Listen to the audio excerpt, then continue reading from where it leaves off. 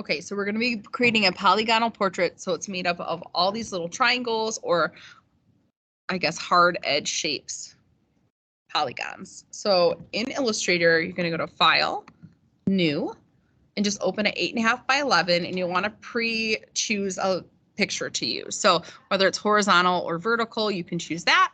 So that's what I've done with this.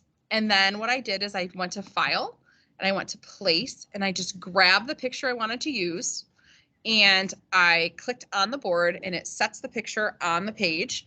And then I had to hold Shift and just scale it so it fit onto the page. Then what I did is I locked the background layer. So my picture is just locked in the background. I added a new layer, and that's where I ended up here with the second layer. So what you're going to do is just use a few key commands. You're going to start by just using realistic colors within the photo. So it doesn't really matter what shapes you use. They're going to be kind of straight edge shapes, and you're just going to click I on your keyboard. You're going to sample a small area.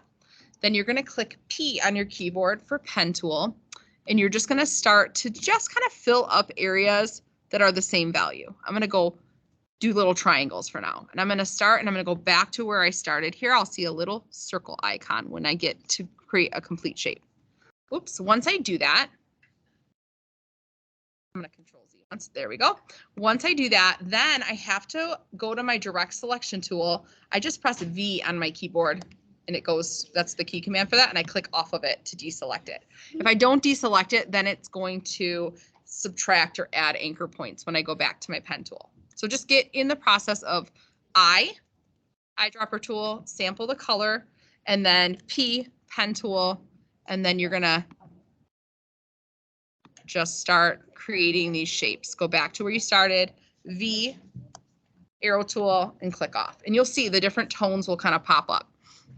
I'm going to go back to I, sample this. I have a little gap there. You can always move those later, or you can just fill them in with little triangles. So I sampled that, go to P, and I'm going to go back and kind of go back to where I started there. You can always go to your white arrow tool and double click on these anchor points and adjust them a little. So just look for areas of different value changes. Obviously the eyes, the nose, the mouth, I'm going to do lots of smaller triangles to get some of the details there. So when I turn this off, I'll have a bunch of different polygons and triangles and things like that.